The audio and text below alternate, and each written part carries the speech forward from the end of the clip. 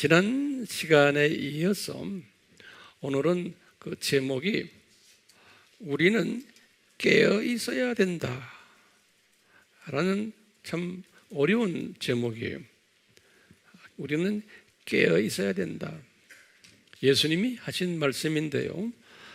특히 이제 예수님이 어떤 사람들에게 이 말씀하셨냐면 예수님이 재림 전에 살고 있는 기독교인들에게 하신 말씀이에요.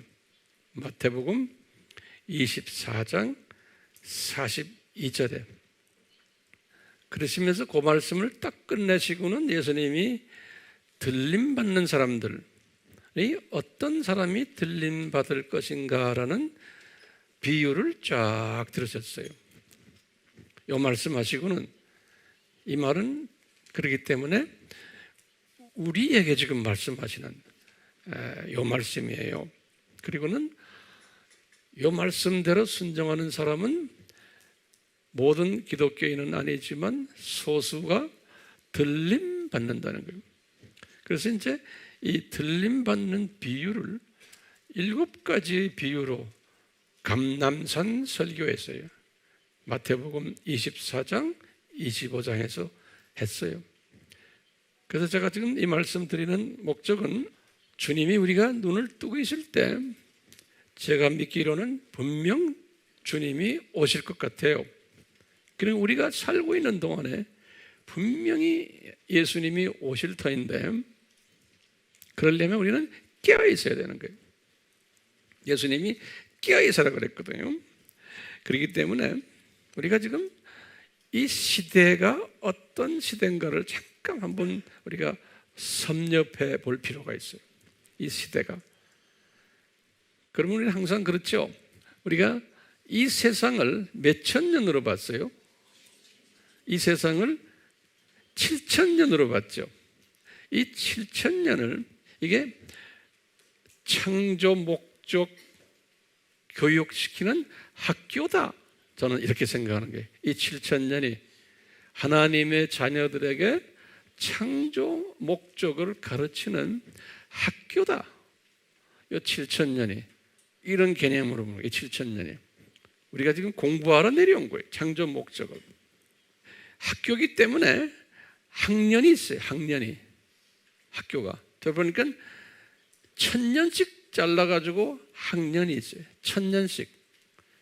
그러면 우리가 1,000년씩이면 아담 타락에서 노아까지가 1,000년이에요.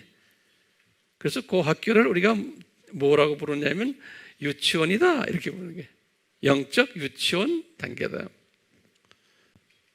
그 다음에 노아에서부터 누구까지? 아브라함까지가 또 1,000년이죠. 그렇죠? 그것을 영적 초등학교다라고 보는 거예요. 영적 초등학교다. 그러면 아브라함에서 다윗까지가 또 1,000년이에요. 그거를 영적 중등학교다. 그 다음에 다윗에서 예수님까지가 영적 고등학교다. 이렇게 이제 보는. 자, 그리고는 이제 예수님부터 시작해서 동서교회가 분리되는 청년이 그것을 영적 2년제 대학교다. 그런 게 초급 대학이다. 2년제 대학교. 그리고는 동서교회 분립부터 지금 예수님의 재림까지 1,000년을 요거 영적 4년제 대학이다. 이렇게 보고요. 그리고는 이제 재림부터 1,000년 왕국을 영적 대학원이다. 이제 이렇게 이제 분리를 해보는 거예요. 그래서 이 7,000년이 창조 목적 학교다. 이렇게 보는 거예요. 그러면 우리는 지금 어느 시대에 지금 살고 있는가? 우리는 지금 이 영적 4년제 대학교의 마지막 때에 살고 있는 거예요. 영적 4년제 대학교의 졸업반이에요. 졸업반. 그래서 졸업반 시대다. 조금 있으면 이제 4년제 대학을 끝내요. 그러면서 이제 대학원으로 들어갑니다. 천년왕국. 그것을 또 말세지중 말세반이다 그랬어요. 왜냐하면 예수님께서 교회 시대 2000년을 말세라고 그랬어요. end time, 말세를 예수님의 초림부터 재림 그 2000년을 말세다 그래서 말세. 그런데 우리는 지금 요 말세 중에서도 제일 끝에 말세에 살고 있는 거예요. 그러니까 말세지 중에 말세 우리가 살고 있는 거예요. 그래서 이제 오늘날을 이제 우리가 말세 중 말세 시대에 살고 있다 이렇게 보고요. 또는 다른 말로 표현하면 뭐라 그랬어요? 대학교 졸업반에 살고 있다. 또는 뭐라고 말하냐면 재림 직전 반이다. 그러니까 예수님의 재림 오기 직전에 있는 그 반. 그것을 또 우리 지난 시간에 뭐라고 그랬냐면 산고. 우리가 아기 낳을 때 아파하는 거예요. 상고반이다. 예수님이 말씀하시기를 내가 재림하기 전에는 상고들이 일어날 거라는 거예요. 이 아픔이 상고들이. 그래서 상고반이다. 제가 이름을 그렇게 4가지로 지었어요.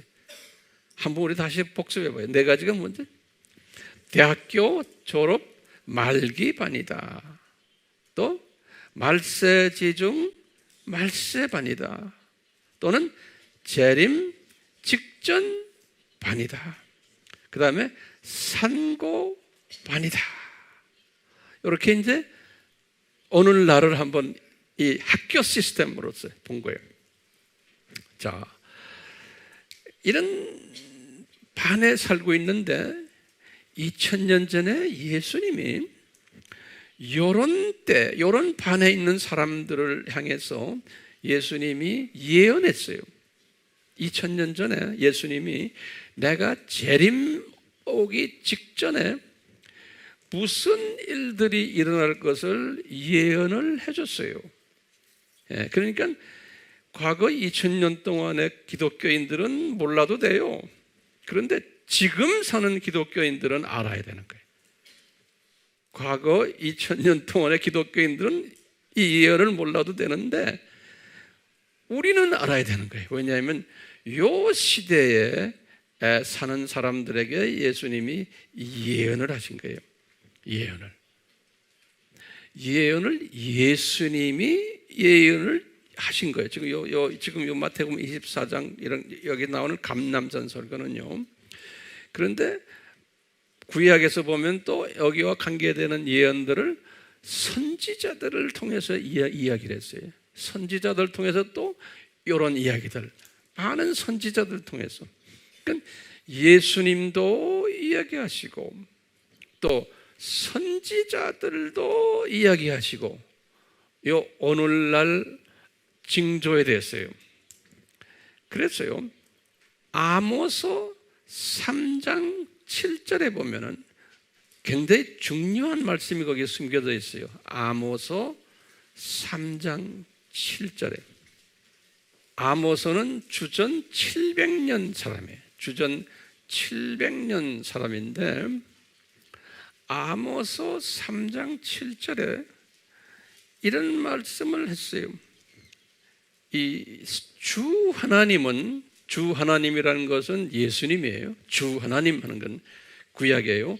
주 하나님은 선지자들인 그의 종들에게 그의 비밀을 나타내지 않고서는 아무것도 행치 않는다 그랬어요. 이 말은 무슨 말이냐면 예수님이 꼭 선지자들에게, 선지자들을 통해서 예언한다는 거예요. 어떤 일이 일어날 것을. 그러니까 예언을 하지 않고는 일어나지 않는다는, 꼭 예언이 있어야지만 일이 일어난다는 거예요. 오케이? 그런데 여기다 뭐라고 그러냐면 이것이, 이 예언은 비밀이라는 거예요. 비밀. 이 말이 굉장히 중요한 말이에요. 예?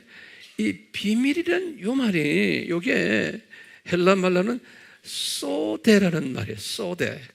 그래서 내가 사전을 들여다보면 이건 뭐냐면요, 숨겨진 거예요. 예.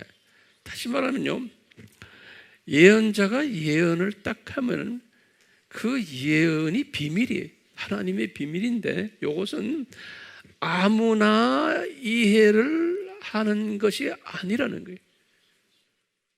비밀이기 때문에. 그러니까 지금 오늘날 예언자들을 통해서, 예수님을 통해서 예수님의 재림의 징조들을 쭉 이야기했잖아요. 이것이 비밀이라는 거예요. 비밀. 시크릿이라는 거예요. 이것이 소대라는 거예요. 그렇기 때문에 이것은 모든 하나님의 자녀들이 이것을 소화를 하지 못한다는 거예요. 특별한 사람들만 소화할 수 있다는 거예요. 이 예언의 말씀은. 우리가 아모스서 3장 7절 요거를 꼭 외워두셔야 돼요.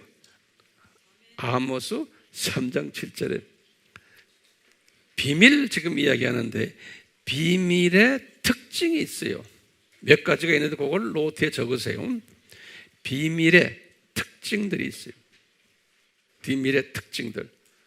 첫 번째, 비밀이라는 것은 숨겨진 것이에요. 첫 번째 비밀은 숨겨진 거예요. 두 번째로 비밀이라고 말하는 것은 아무도 알 수가 없는 거예요. 비밀이라는 것은요. 처음에 숨겨진 것이고 두 번째는 아무도 알 수 없는 거예요. 세 번째는요. 크리스찬 중에서 소수의 은혜 받은 자만 알 수 있는 거예요. 그래서 예수님이 마태복음 13장 16절에 이런 말씀하셨어요. 마태복음 13장 16절에 무슨 말씀하셨냐면 하나님의 자녀들에게 말하는 거예요. 너희들은 눈은 볼 수 있고 귀는 들을 수 있으니 복이 있도다 그랬어요. 예. 그러니까 아무나가 아닌 거예요. 특별한 소수의 기독교인들에게 여기 지금 마태복음 13장 16절에 그 다음에 네 번째 특징은 크리스찬들의 다수와 비크리스찬들의 다수는 다는 이 비밀을 모른다는 거예요. 예수님이 이 재림에 관한 여러 가지의 비밀을 말한 건 모른다는 거예요. 비기독교인들만이 아니고 기독교인들 중에서도 다수는 모른다는 거예요. 이게 네 번째. 다섯 번째의 특징은요, 이 다수는 이 비밀이 숨겨져 있는지도 모른다는 거예요. 무지한 거예요. 기독교인 다수, 비기독교인 다수, 이 비밀이 숨겨져 있다는 것 자체도 모른다는 거예요. 우리 마태복음 13장 13절에는 뭐라 그랬냐면요, 이 다수는 보아도 보지 못하고 들어도 듣지 못하며 깨닫지도 못한다 그랬어요. 보아도 보지 못하고 들어도 듣지 못하며 깨닫지도 못한다. 마태복음 13장 13절에. 그렇기 때문에 여섯 번째로 이분들은, 이 다수들은 관심이 없는 거예요. 이 예수님의 종말 때의 예언에 대해서 관심이 없는 거예요. 이 비밀의 특징이에요. 이 비밀에 관심이 없는 거예요. 대부분의 사람들은. 일곱 번째로 이 비밀은 때가 되면 개방이 돼야 되는 거예요. 뚜껑이 열려야 된다는 거예요. 이런 의미에서 비밀의 특징이 있는 거예요. 예언자들에게 이 비밀을 말할 때, 예수님이 이 비밀을 예언할 때 이것은 소수의 하나님의 자녀들만 이 비밀에 관심 들고 깨닫게 된다는 거예요. 모든 기독교인이 아니라는 거예요. 왜냐하면 이 사람들이 들림받는 사람들이기 때문에, 이 사람들이, 우리 목회자들은 이 원칙을 알아야 돼요. 이 원칙을. 그럼 대부분의 교인들은 관심이 없다는 것을 아셔야 돼요. 그러니까 이 관심 있는 사람들에게 집중을 하셔야 돼요. 자, 그러면 우리가 구체적으로요, 예수님의 재림 전에 네 종류의 산고가 있다고 예수님이 예언하셨어요. 산고인데 아픔이, 이 산고라는 건 뭐예요? 반가운 소식이 나오기 전에 겪는 고통이, 반가운 소식이 나오기 전에 겪는 고통을 산고라고 그러는 거예요. 그래서 예수님께서 감람산설교에서 마태복음 24장, 25장 거기에서 네 가지 종류의 산고가 있을 것을 우리에게 비밀로 가르쳐줬어요. 첫 번째가 뭐냐면 자연 현상적 산고들이에요. 다시 말하면 자연 현상들이 막 이상하게 나타나는 거예요. 자연 현상적 산고들이에요. 두 번째 산고는 예수님이 말씀하시기를 정치적, 군사적 산고들이 일어날 거예요. 정치적, 군사적 산고들이 일어날 것을 예언하셨어요. 세 번째로는 무슨 산고냐면 사회적, 문화적, 가정적 산고들이, 사회적, 문화적, 가정적 산고들. 네 번째는 종교적, 복음적, 선교적 산고들이, 종교적, 복음적, 선교적 산고들이. 그러면 예수님이 구체적으로 하신 말씀 우리가 하나하나 보겠어요. 자, 첫째, 자연현상적 산고들을 예수님이 말씀하신 걸 잠깐 보면요, 예수님이 뭐라고 그랬냐면 기근이 일어날 거라는 거예요. 그 다음에 전염병들이 일어날 거예요. 전염병들, 지진이 일어날 거라는 거예요. 그 다음에 자연이 파괴될 거라는 거예요.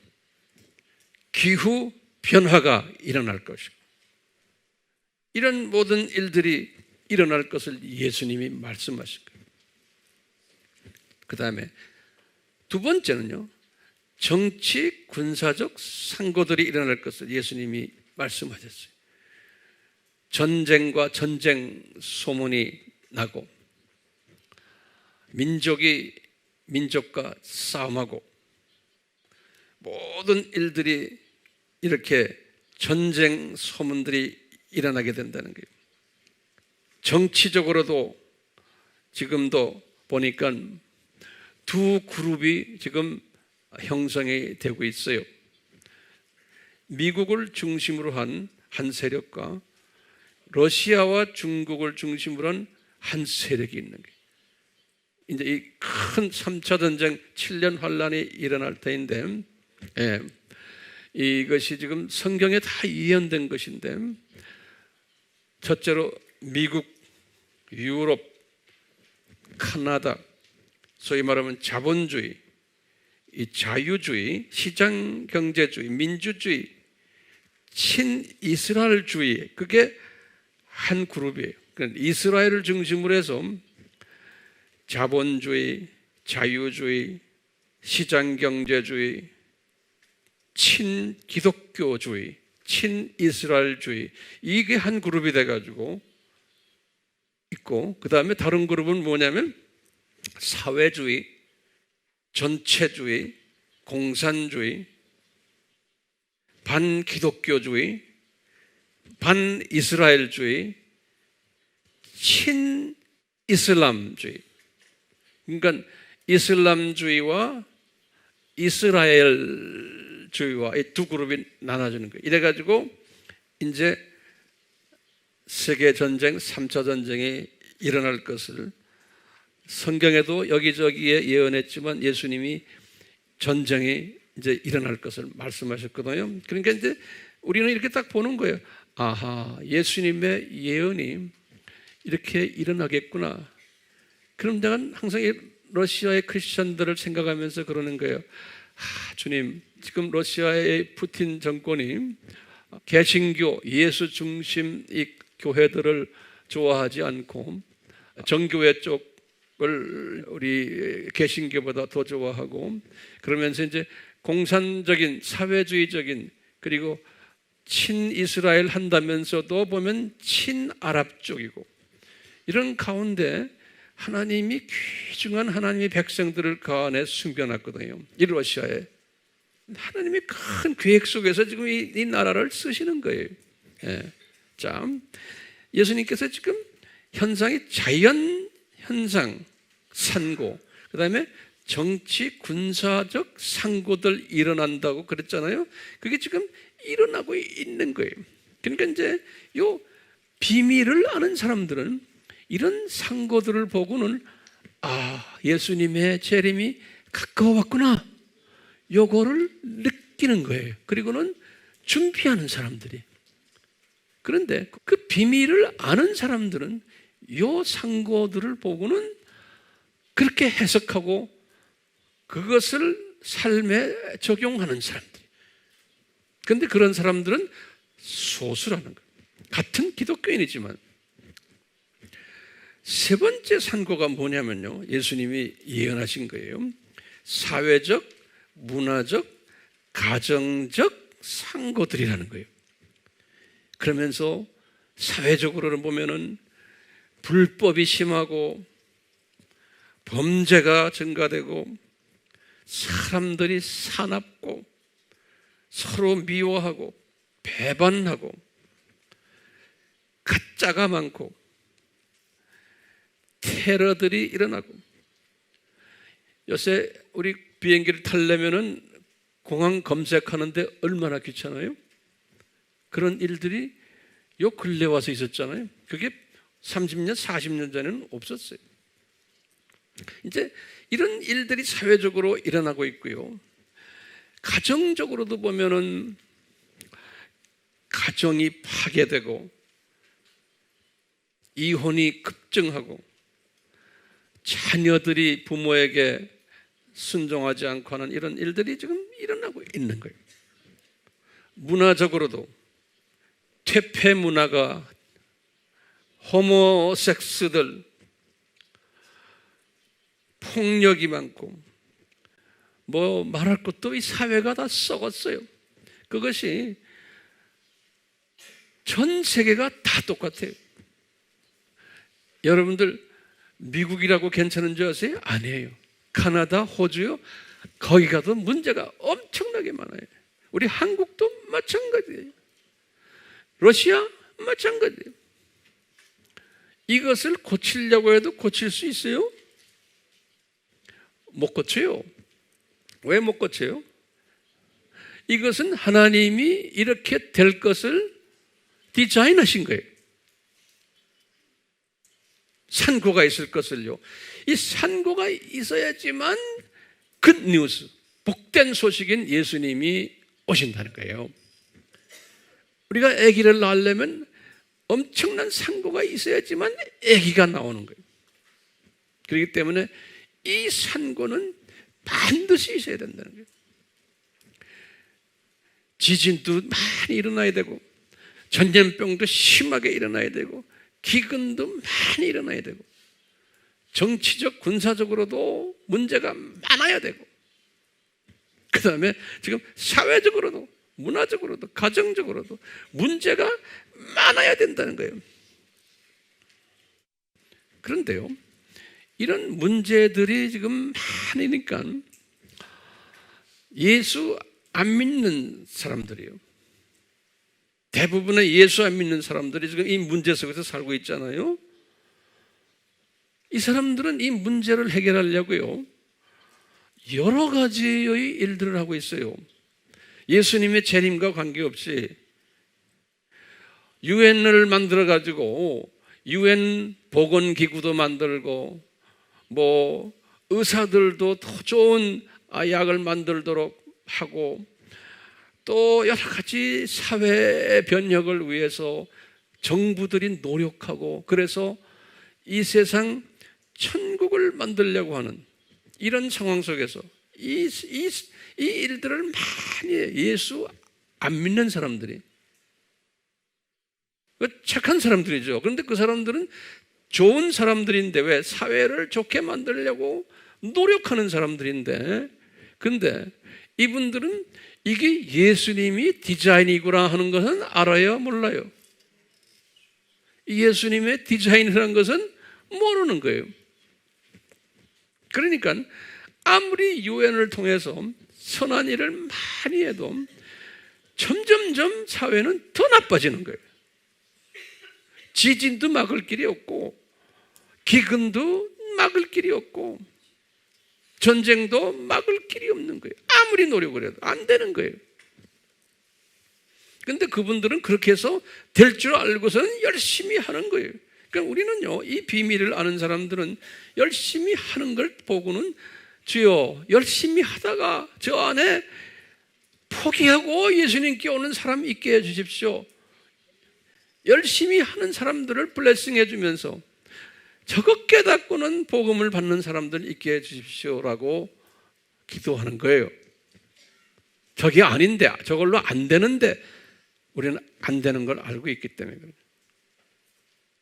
왜요? 이것은 예수님의 디자인인 거예요. 그런데 기독교인들 중에서도 내 생각에는 한 70, 80%의 기독교인들은 이런 산고들이 있는 것을 예수님의 재림과 연결을 못하는 거예요. 기독교인들 중에서도요, 이 산고들을 예수님의 재림과 연결을 못하고는 이분들도 어떻게 하냐면 어떻게든지 우리는 유엔과 같이 일하고 또 사회사업하는 사람과 같이 일하고 이런 사람들과 같이 일해가지고 이 사회를 우리가 변화시켜야 되겠다라고, 변화시켜야 되겠다고. 기독교인들도 대부분이, 소위 진보주의 기독교인들은요, 이 사회를 우리가 노력해서 변화해야 된다. 우리 책임이다. 근데 그분들은 이것이 예수님 재림 전에 꼭 있어야 하는 사건들임을 무관심한 거예요. 모르는 거예요. 성경 들고 다니는데도 그걸 보지를 못하는 거예요. 예. 그러니까 이걸 보고 있는 기독교인들을 이 사람들은 핍박을 해요. 너희들 왜 그렇게 좁은 마음을 가지고 좀 사회를 좀 변화시키고 우리가 잘 사는 사회로 만들어서 그렇게 할 생각은 안 하고 어떻게 그냥 예수님 오실 것만 생각하고 있느냐 이거예요. 그래서 거기에서 갈등이 있는 거예요. 그런데 갈등이 있어야만 되는 거예요. 왜요? 예수님이 이것은 비밀이기 때문에, 이 예언의 말씀은 비밀이기 때문에 소수만 이 예언의 말씀을 깨닫고 그것을 삶에 실천한다는 거예요. 소수만. 이 비밀이기 때문에. 그래서 네 번째 이거 산고는 이거죠. 종교적, 복음적, 선교적 산고들이 뭐냐? 이럴 때 예수 그리스도만이 구세주고 예수 안 믿으면 구원이 없다라고 외치는 사람들을, 기독교만이 유일한 하나님의 종교라는 것을 외치는 자들을 핍박한다는 거예요. 예수님이 그렇게 했어요. 너희들이 핍박당할 거다. 미움당할 거다. 그리고는 이 예수 그리스도 외에도 딴 종교도 같이 구원이 있다라고 하는 사람들, 우리 종교 플러럴리즘, 그러죠? 다원주의. 이 사람들이 더 인기가 있고 이 사람들이 더 사람들에게 존경을 받고 이 사람들이 비기독교인들과 하나 돼가지고 큰 세력을 만들어서 예수님만 구원이 있다라고 하는 사람들을 핍박할 거라는 거예요. 예수님이 이렇게 예언하신 거예요. 자, 그렇다면은 여기 앉아있는 우리는 어떤 사람들이에요? 요 비밀을 소유한 자들이죠. 그렇죠. 아멘이죠. 아멘. 그러면요, 요 비밀을 소유한 자들은 특별한 세계관을 가져야 돼요. 이 비밀을 깨달은 사람은 우리는요, 우리 모두가요. 그러면 어떤 세계관을 가져야 되는가? 거기다 노트에다 적어. 우리는 어떤 세계관을 가져야 되는가? 그러면요, 첫 번째는요, 지금 이 세대가 오늘날이 이게 노아의 때와 소돔의 때구나, 이렇게 알고 있어야 되는 거예요. 예수님이 그랬거든요. 이 세대는 노아의 때와 소돔의 때라고 예수님이 말씀하셨어요. 이 때가. 그러니까 지금 우리가 살고 있는 이 세대가 노아의 때와 소돔의 때구나, 이것을 우리가 첫 번째 항상 인정해야 되는 거예요. 두 번째로 우리가 뭘 인정해야 되는군요. 이것이 산고의 아픔이 있는 때구나, 이것을 인정해야 되는 거예요. 산고의 아픔이 있는 때구나. 세 번째는요, 앞으로 이 산고가 더 심해지겠구나, 이것을 우리가 인정해야 되는 거예요. 앞으로 이 산고가 더 애기 나오려면은, 나오기 직전에는 고통도 더 강하고 간격도 더 빨라지고, 그렇죠? 빈도도 다 빨라지고 그러죠. 그러니까 앞으로 예수님의 재림 직전에는 이 아픔이, 이 네 가지 부분의 아픔이 엄청나게 심하겠구나, 우리가 이것을 인정해야 돼요. 그 다음에 네 번째는 뭘 인정하냐면요, 이 상고는 반드시 와야 되는구나. 마태복음 24장 6절에 예수님이 말씀하셨어요. 마태복음 24장 6절에 이 상고는 반드시 꼭 온다는 거예요. 다섯 번째로는 대부분의 비기독교인들과 대부분의 기독교인들이 이 산고에 무감각하고 무관심하겠구나. 다시 말해요, 대부분의 기독교인들과 대부분의 비기독교인들은 이 산고에 관심이 없는 거예요. 그리고 감각이 없는 거예요. 왜냐하면 예수님이 그랬어요. 노아의 때와 같고 소돔의 때와 같다고 하시면서 예수님이 그랬어요. 사람들이 다 자기 일에 바빠가지고 이 지금 노아의 홍수가 날 것을, 이 소돔이 패망될 것에 그걸 관심도 없다는 거예요. 예수님께서 그랬어요. 그러니까 예수님의 이 재림 전에 이 엄청난 일들이 일어날 것을, 예수님의 재림이 올 것을 관심도 없다는 거예요.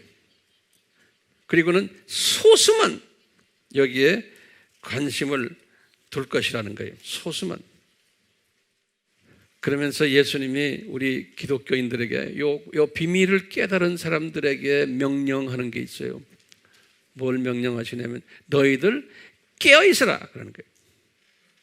그래서 오늘 설교 제목이 깨어있으라 그러는 거예요. 우리들은 그러니까 깨어있어야 되는 거예요. 예. 그러면 이제 문제 있는 거예요. 어떻게 깨어있습니까? 어떻게 우리는 깨어있어야 되냐 이거. 첫 번째로는요, 하나님의 은혜로 우리는 영적 지혜와 명철, 지식, 영적 분별력을 선물로 받아야 해요. 이 깨어있으려면 우리가 이게 중요한 거예요. 그런데 이것이 내 힘으로 안 돼요. 하나님의 은혜가 따라와야 돼요. 예. 그러니까 이게 내 힘으로 되는 게 절대로 아니에요. 하나님의 은혜가 따라와가지고 그 은혜 받은 그 사람이 지혜가 생기고 명철이 생기고 지식이 생기고 영적 분별력이 생겨서 이것을 선물로 받아야 돼. 이거 내 실력으로 안 돼요. 이거 선물로 받아. 그러니까 이 선물 받는 자가 돼야 되는 거예요. 깨어있는 자들은 그렇기 때문에 이것을 주십시오라고 기도하는 거예요. 그러다 보면 두 번째는요, 시대 분별력을 이제 가지게 되는 거예요. 깨어있는 자는 이 시대를 보는 시각이 달라지는 거예요. 이 세 번째는요, 이 산고가 전 인류를 뒤덮고 있다는 것을 알아야 되는 거예요. 이 산고가, 이 네 가지 산고가 어떤 특별한 국가에만 있는 게 아니고 모든 인류들에게 다 있다는 거예요. 이 산고가. 그리고는 네 번째로 이 산고는 우리가 피할 수 없다는 거예요. 이 네 가지 산고는 반드시 있어야 한다는 거예요. 이 산고는 반드시 피할 길이 없다는 거예요.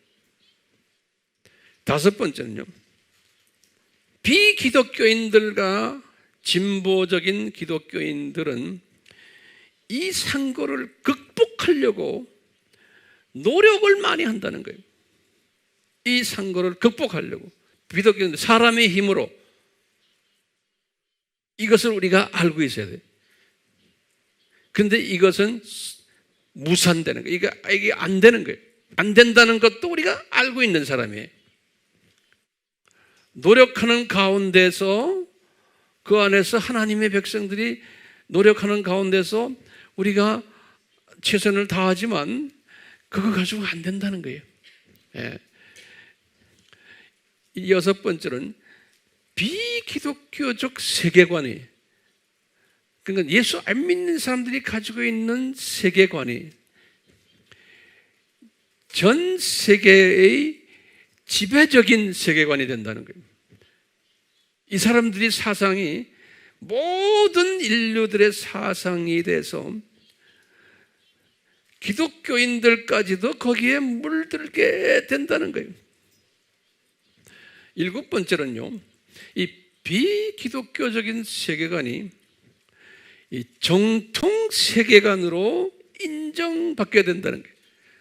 비기독교적인 세계관이, 다시 말하면 예수 안 믿는 사람들이 지금 인대가 이 네 부분의 모든 문제들을 보고는 그분들의 해결하는 것이 정통 해결 방법으로 생각하는 거예요.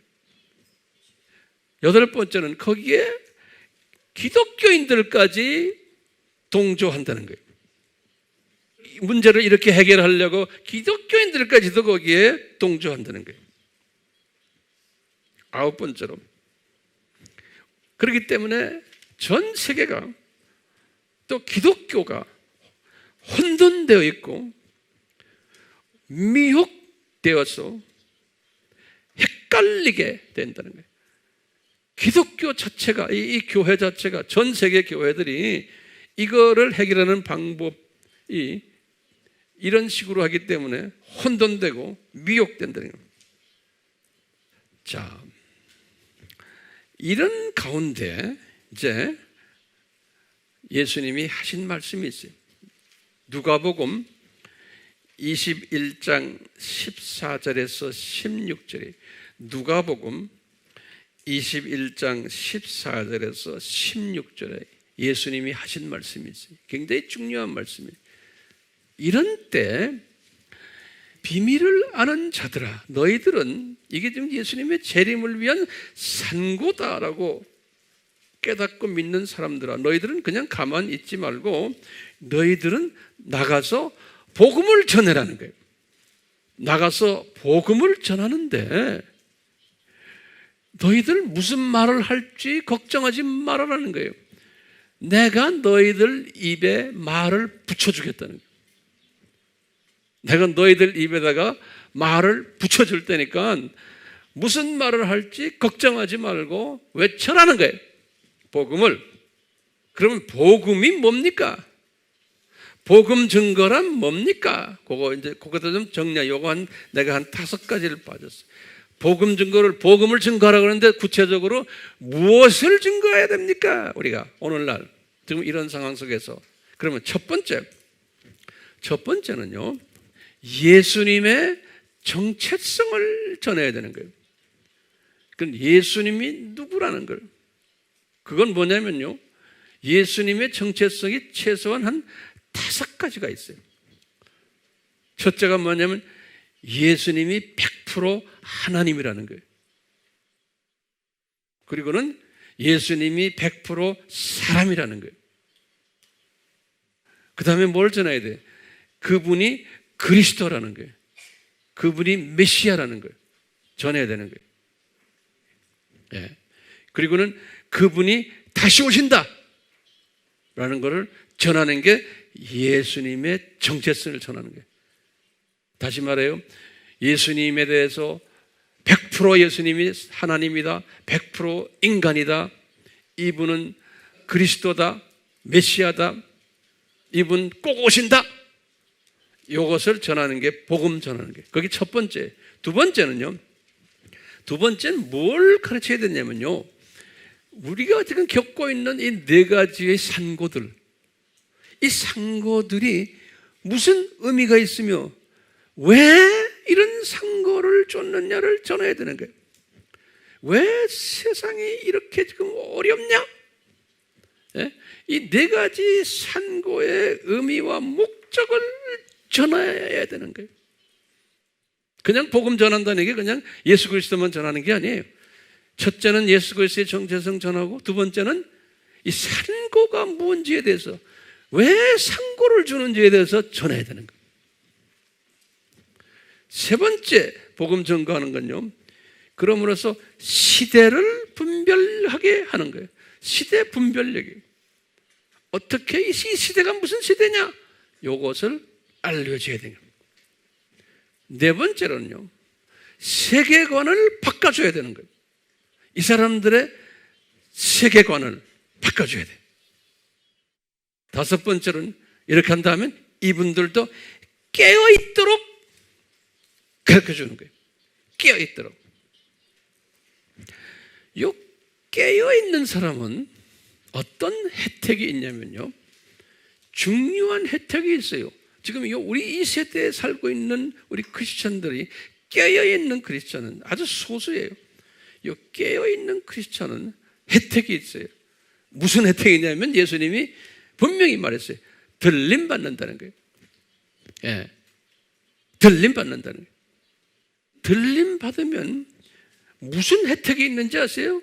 제가 볼 때 적어도 한 7가지의 혜택이 있어요. 이 들림 받는 자가 받는 혜택이 있어요.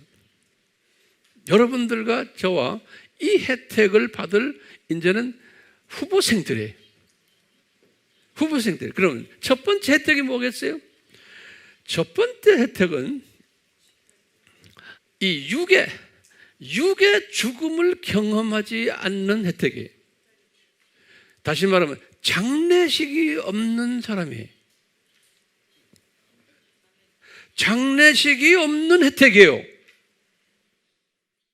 육의 죽음을 경험하지 않는 사람들이라는 게 첫 번째가, 이런 사람들은 두 번째로 어떤 사람이냐면 에녹과 엘리야의 반열에 들어가는 사람이에요. 에녹과 엘리야, 이 사람들이 장례식을 치르지 않았어요. 다른 분들은 다 장례식 치렀어요. 예수님도 육의 죽음을 경험했어요. 근데 들림 받으면은 하나님이 이런 혜택을 주겠다는 거예요, 우리한테. 첫 번째 혜택이 육의 죽음을 경험 안 하고, 두 번째는 에녹과 엘리야의 반열에 집어넣어주고, 세 번째는 7년 환란의 3차 전쟁 속에 들어가지 않는다는 거예요. 전쟁 그 불화 속에 들어가지 않는다는 거예요. 우리가 이제 기도하기에는 우리 목사님들이 집안에서 한 분이, 예를 들어서 아버지나 또는 엄마가 이 반열에 들어가면 가족들도 다 따라 들어왔으면 좋겠어요.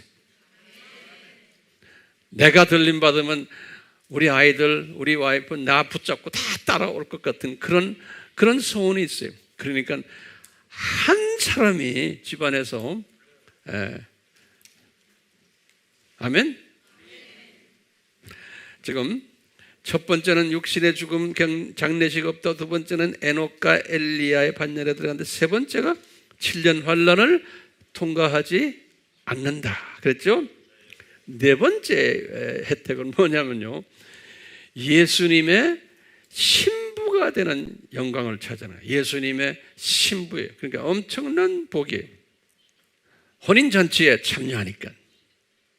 그 다음에 이제 다섯 번째로는요, 천년 왕국에 들어가서 왕노릇하는 사람들.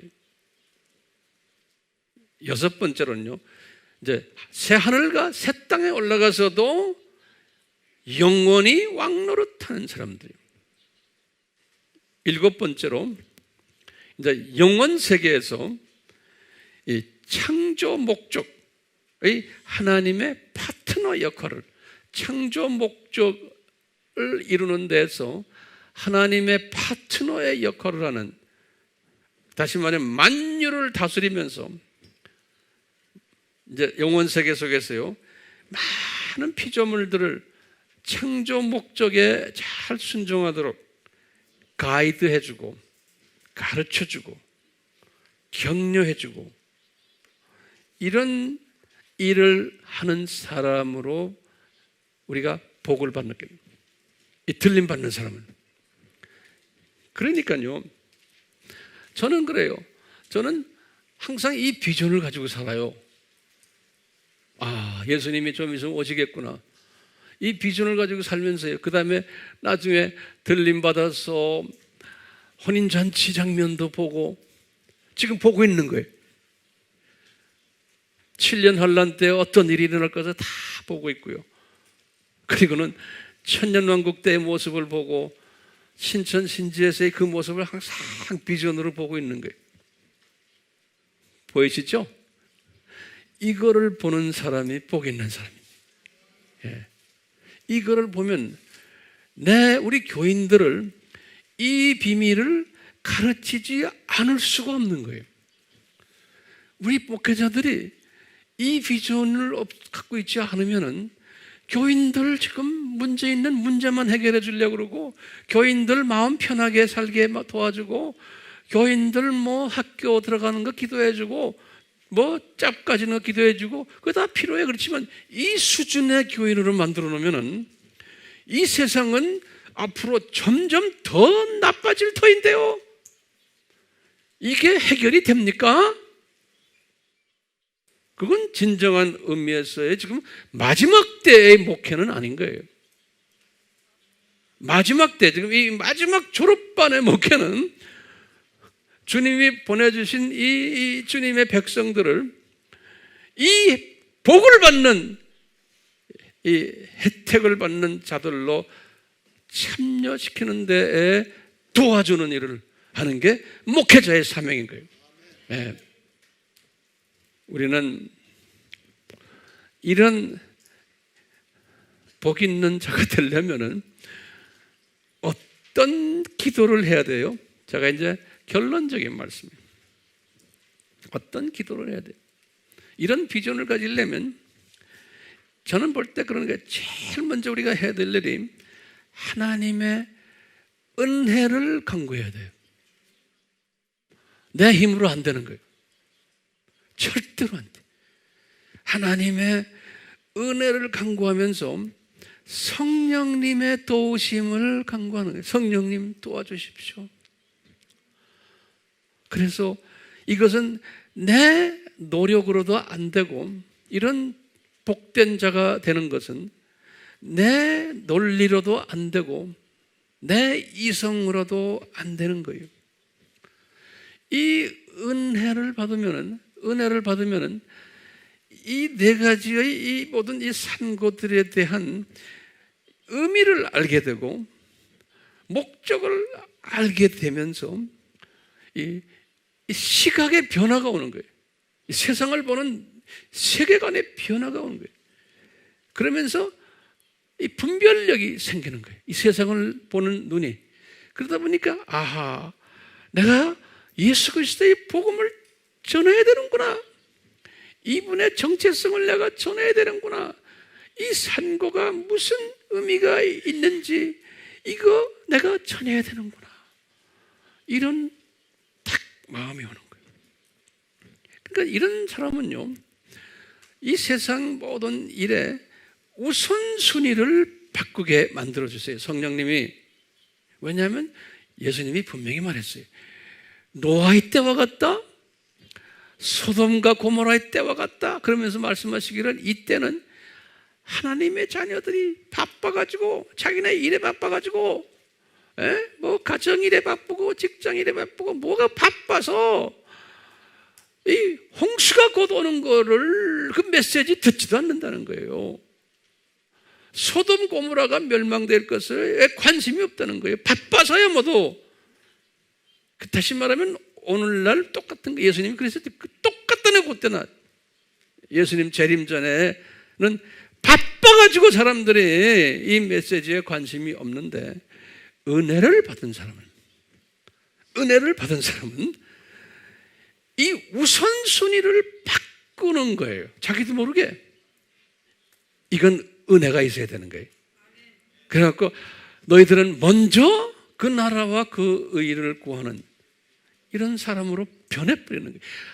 주님의 오시는 일에 참여하는 이 일에 우선을 두고 다른 모든 일들은 차선으로 다음으로 바꾸는, 이것이 내 힘으로 안 되는 거예요. 이건 하나님이 은혜를 주세요. 은혜가 임하고 성령님의 역사하시 임하면 자기도 모르게 이 우선순위가 바뀌어지는 거예요. 우리 파스터들이 우리 교인들을 이런 사람으로 만드는 것이 우리 파스터들의 책임인 거예요. 우리 파스터들의 책임인 거예요. 그래서 나중에 여러분들 교인들이 여러분 때문에 들림받아서 올라갔을 때 그분들이 파스터 스페시바 고맙습니다 그렇게 할 거 아니에요. 나는 그것을 내가 비전으로 보는 거예요. 우리 AMI 우리 공동체 우리 교인들이 황 목사님 스페시바 고맙습니다. 목사님 때문에 나 여기 올라가 있네요. 그러면 내가 뭐라고 돼? 아니야, 예수님 때문이지 왜 나 때문이냐? 나는 그렇게 대답하지만 속으로는 고마운 거예요. 우리가요, 왜 이 러시안 세미나를 합니까?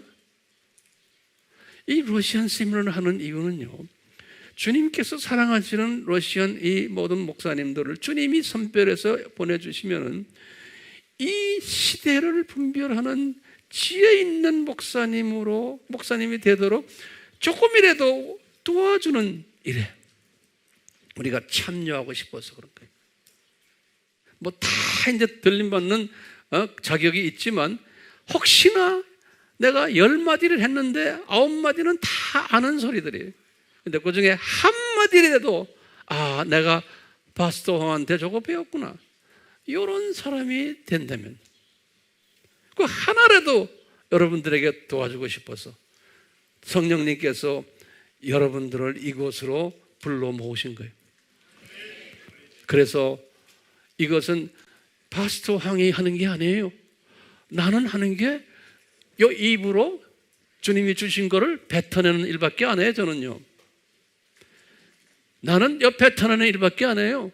나머지 분들이요, 공항에 가서 여러분들을 모셔오고 아파트 잠자리를 준비해서 다 여러분들 모시고 식당에서 밥을 만들어서 갖다 바치시고 뭐 이러기 여기 저기 여러분들 도와주는 분들 엄청나게 많죠. 이분들이 다 파스토르 황과 우리가 다 하나가 돼서 한 팀이 돼가지고 우리 여러분들이 들림받는 그 반열에 같이 들어가고 싶어서 그러는 거예요. 우리가 또 이렇게 함으로써 복음 전파하는 일에 참여했으니까 우리가 들림받고 싶어서 그러는 거예요. 고마워요. 저희들 들림받게 도와주셔서. 우리 같이 기도합시다. 하나님 아버지께서 특별히 사랑하시는 러시아, 정말 위대한 나라입니다. 큰 나라입니다. 역사적으로도 이 민족을 주님 멋있게 사용하셨습니다. 그런 가운데 공산혁명을 일으키게 하셔서 수없는 주님의 백성들이 희생을 당하고 핍박을 당하고 미움당했습니다. 그 아픔이 그들의 피가 땅에 떨어져 있는 복된 땅입니다.